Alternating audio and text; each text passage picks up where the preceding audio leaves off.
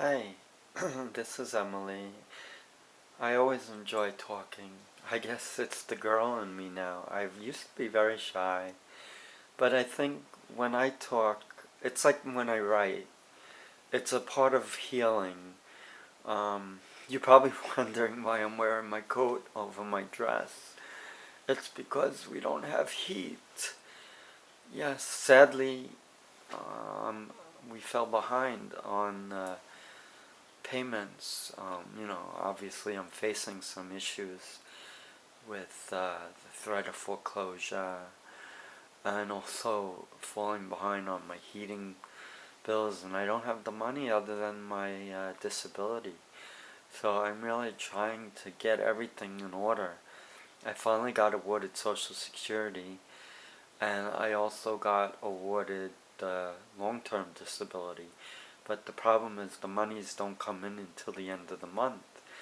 And I'm still 2 months behind on my mortgage, and that's like $4,000. And I'm only receiving about 3 plus 2, 5,000. And I got the heating bill, which is about 1,000, and I got my life insurance, which is about 2,000. So clearly you can see that I face financial. Plus, on top of that, I got medical bills and credit card bills. So, it's like sometimes you feel like you're fighting a losing battle. And I've expressed the thoughts of wanting to end my life because of the pain and suffering I go through. But the fact is, why would I want to end my life when I am so happy now as Emily, and I have a son who's autistic and needs me? My rationale in thinking about suicide is if we ever got to that point in our life where we were facing homelessness and my wife and son was going to be subjected to that, and my mother-in-law, then I would never want that. I'm a good person. I care. And I know it's conflicting, but if I was faced with the prospects of having my family homeless, or at least helping them to have a house, and me doing what I don't really want to do, but what I feel compelled to do just to protect my family, so they would get my life insurance, so they would have a house. But that's also part of my messed up thinking, because I am struggling with depression. See, I have a story that definitely is worth telling because of all that I've been through. And I'm kind of rehashing things that I've said in other videos. I also write a lot. I'm a blogger. I write a blog on, well, it started out on first the tragedy with losing my dad to suicide 4 years ago, where sadly he jumped in front of the train at the Long Island Railroad Belmore train station, which was horrifying. That was only 4 years ago. And I lost my mom over 23 years ago, watching her starve herself to death in between the psychiatric hospital and the medical hospital, where she lost hope and she lost her will to live. And she was just at the eclipse of turning 50. So she was relatively young, because now I'm 52.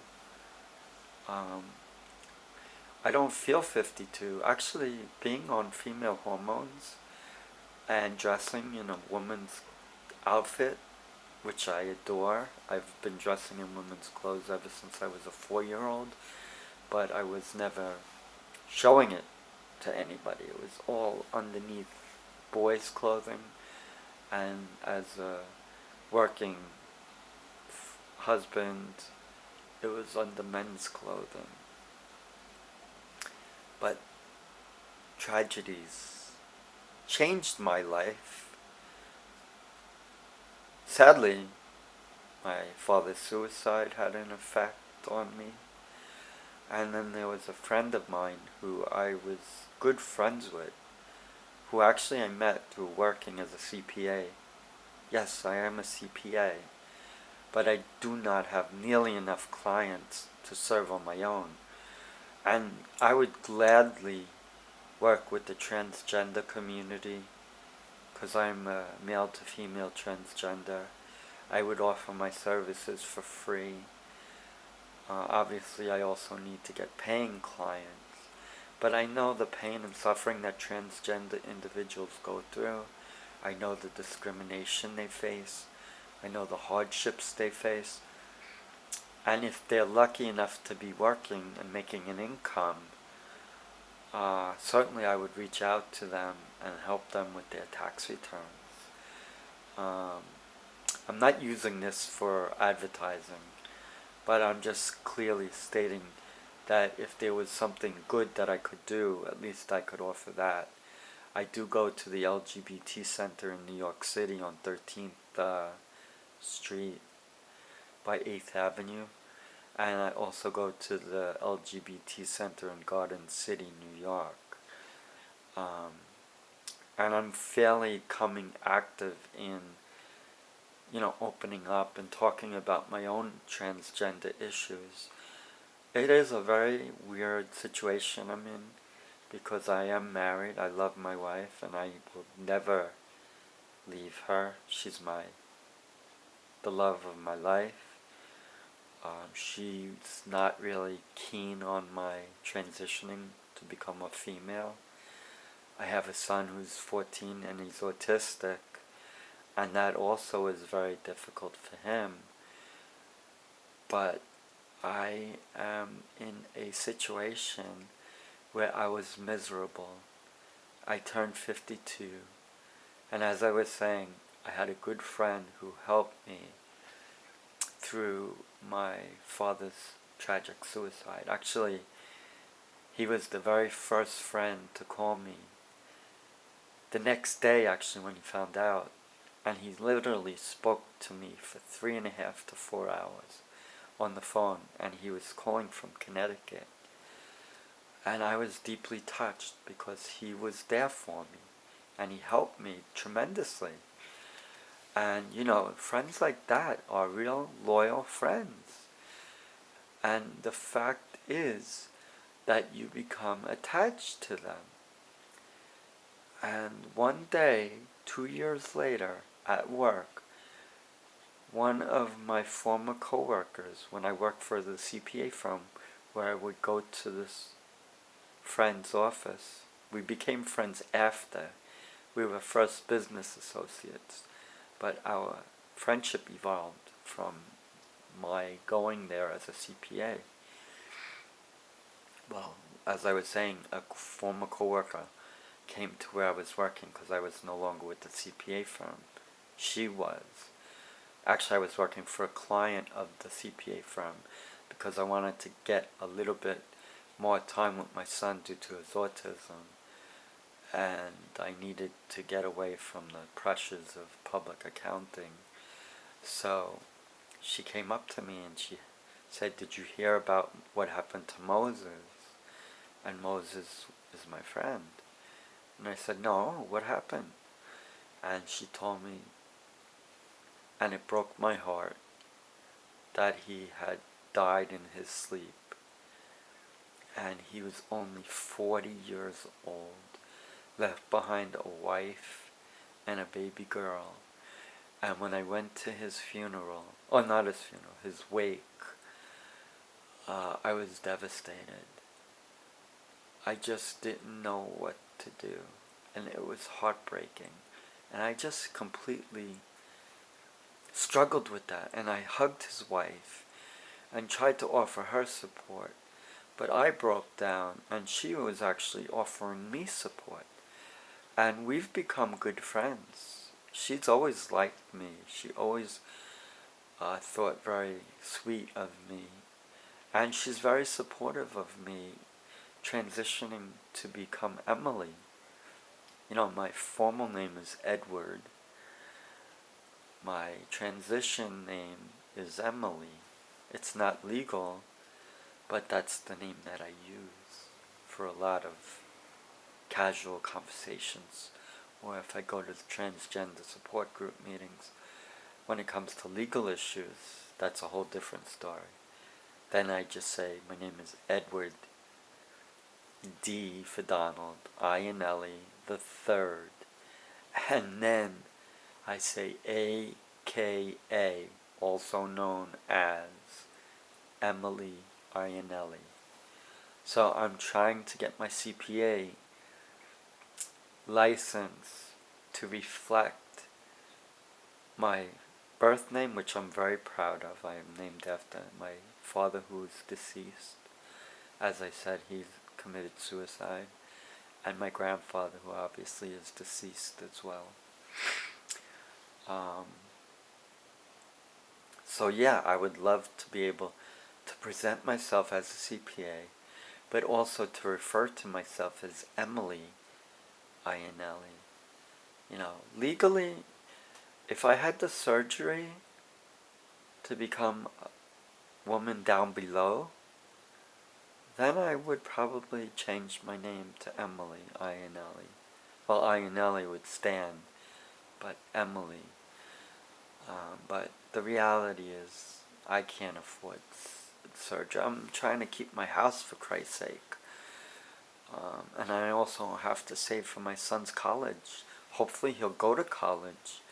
Actually, we went upstate yesterday because we're trying desperately to get him into a residential school. And it's not easy. I mean, he's really doing poorly in school. And he's very bright. That's what bothers me so much. Is here's a kid, he's autistic. Okay, I understand that. He's got peculiarities. He's got a lot of issues. But he is very smart. Actually, in fact, he is smarter than I am. And I went to school. I graduated Virginia Tech with a mechanical engineering degree. And I did further my education by going to Hofstra to get an accounting degree. So I have a background in mechanical engineering and in accounting as a CPA. So, despite my struggles as being male to female transgender, which I knew at the age of 4 when I started wearing my sister's clothes and feeling like that was who I was. I knew I was a girl. I absolutely knew it right away. And it wasn't hard. It wasn't rocket science. I figured it all out on my own because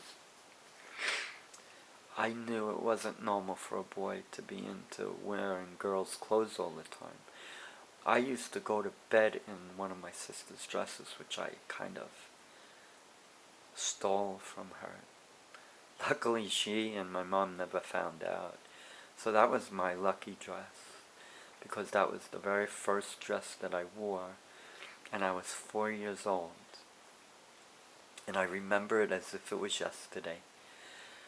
There was a dress hanging up right by the oil burner where my mom would dry clothes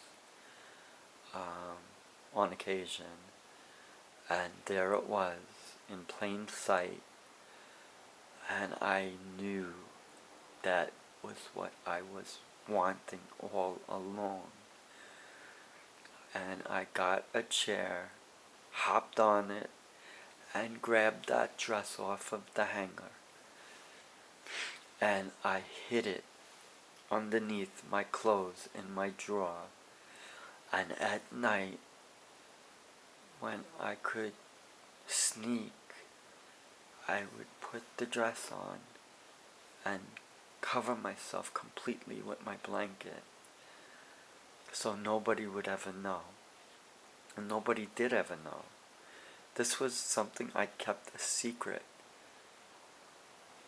Well, technically I did tell my 2 sisters and one of my best college friends when I was in my early 30s, and I had lost my mother a few years before, and my dad was going for alcohol rehabilitation.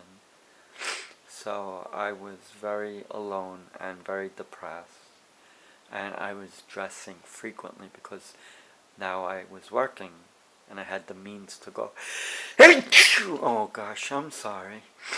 But I had the means to go out and buy clothes. And slowly I built up a wardrobe full of dresses and feminine clothing, undergarments, you name it, I had it. The problem is when you're transgender and you're desperately trying to suppress it, you wind up purging your clothes. I don't know if you're familiar with what purging your clothes means exactly, but for a transgender individual, when I purged, that meant I took all my clothes that I had an attachment to, and it made me feel good when I wore them, but in my crazy mindset, I thought if I got all my clothes, put them in bags, and brought them to the Salvation Army drop-off box, and said goodbye as I saw them drop into the bin, that I would stop feeling transgender. I would have all my feelings go away. But sadly, that's not what happens. What happens is you start going out and buying more clothes. And I didn't learn my lesson till six times. I purged six times until I realized this is crazy, because I go out and buy more clothes. So it was becoming a habit that I couldn't break, and I needed to do it because I was a girl. And I had to face up to that. So when I was in my early 30s, I wrote a letter to my two sisters and my best friend from college at Christmas time, and I inserted it into a Christmas card. And basically the letter stated that I had something to share. It was of a personal nature, and I had to say it because it was really affecting my life. And literally, I had no choice. I had to get it off my chest. And I wrote with heartfelt feelings and emotions what I was going through since I was a 4-year-old. And I said in the letter, as best to my recollection, dear, I addressed it to each one individually by their name.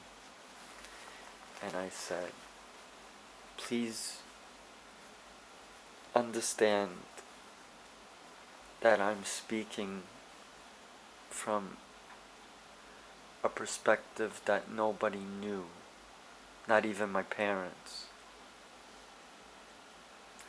But what I'm here to tell you through my writing in this letter is that I've been struggling since the age of 4 with something that I was always afraid to admit to anybody. But I need to clear my conscience, and I need to tell somebody because it is really affecting my psychological well-being. The reality is, you see me as Ed. I hadn't chosen the name Emily yet, so I didn't refer to a female name in the letter. But what I did say was, you view me as Ed, a guy, but I view myself as I feel inside. I feel as if I'm a female, trapped in a male body. I literally am a girl, and I need to get help. I need support. I need you to understand as my family and as my friend. And we briefly talked about the letter with my sisters, and my friend on a separate occasion. But nothing really came about. It was like here I was confessing something very important to me, and it didn't go anywhere. It just kind of went by the back burner. But I still cross-dressed. I cross-dressed all my life. What cross-dressing means, actually, is where you wear the dress, you dress as the gender opposite to what you're born. I was born a boy, but I took great pleasure in dressing as a girl. That was my safe haven. That was how I identified. That was me. That was truly who I was. But the secret remained. My sisters never talked about it. My best friend never talked about it. So I figured, what the heck, I'll just go back into the closet and just try to make the best of the situation. But I did also start to go to a therapist. And I expressed to her my need to become a woman. I wanted to transition. And I actually went down to Norfolk, Virginia, to a gender identity clinic. But I was in no way emotionally prepared to transition at that point in my life. Plus, I was still living at home with my father. So I couldn't, my mom was deceased already. So I couldn't tell him for fear that it would break his heart. And my dad was a tough man. He was a small stature, 5'7", but he was an iron worker. And he worked very hard.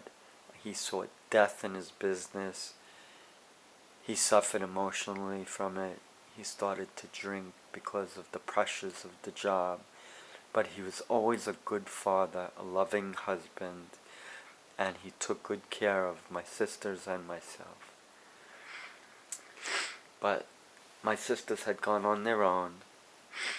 They met their boyfriends who they eventually married, and I was a late bloomer, mainly because I was extremely shy with the girls. I didn't really know how to establish relationships with the girls, because deep down inside I felt like I was a girl.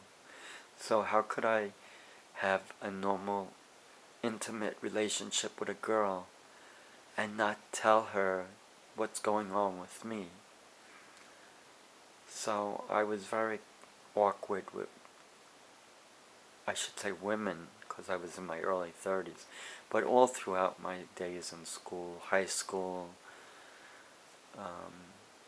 grade school, I did talk to some girls. I'm not like totally had no communication with girls. I did, but it was purely, just conversation.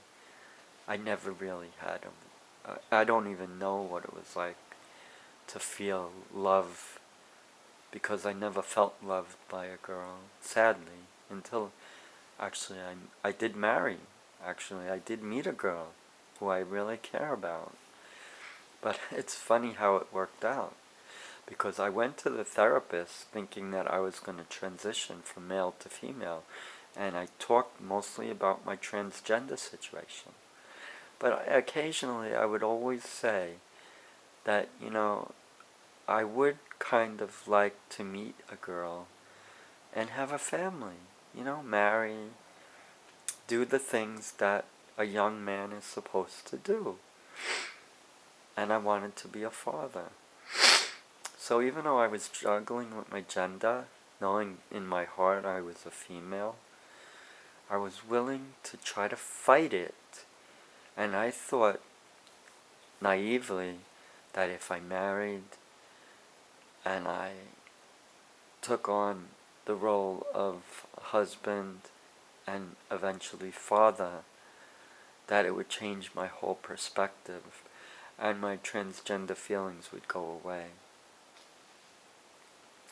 The painful reality is, though, when you're transgender, there's no way around it. You're transgender for the rest of your life. You can go to the grave never transitioning. You can go to the grave living in the closet. But when I lost my father, and then my friend, and I started to go back to a therapist later on when I was in my late 40s, approaching 50, I just had this feeling like something wasn't right, and I had to come out. And the therapist, when I first met with her, I talked about everything but transgender. I talked about my family. I talked about my wife and our relationship becoming strained because we never had sex after our son was born, because he was born sadly with autism, and my wife was desperately afraid of having another child for fear that that child would be autistic.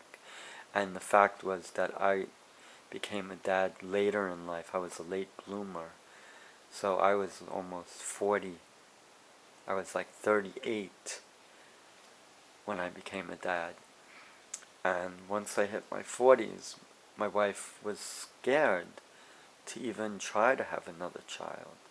So we really didn't have much of a relationship in the bedroom because of that. So when I went to the therapist and I told her about that, I told her about my son who's autistic. I told her about my father who committed suicide. I told her about my mother who I watched starve herself to death in the hospital. I told her about my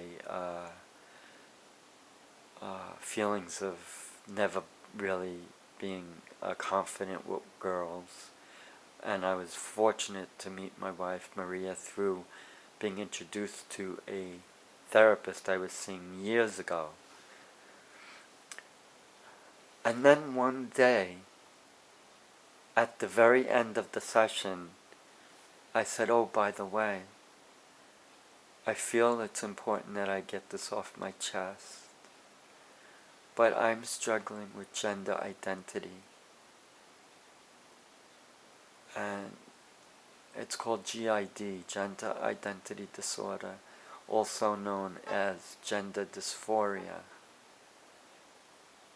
And I told her I identify as a female. And when I told her that, she said, "No, you can't leave now." She actually opened up the session for a back-to-back. And she didn't even charge me for it. She wanted to know what was going on. And I started to realize after going to meetings with her, that's what I was dealing with. I needed to become a woman. That's who I was. And I came out. I came out to my employer. They weren't receptive. And I came out in a big way through all my social media websites. I came out on my Facebook. I came out on my blog. I came out on my YouTube. So I really made it public. I've got 10 seconds left. What can I say? All I can tell you is that I'm very happy now, transitioning to become Emily, and I'll be back again with another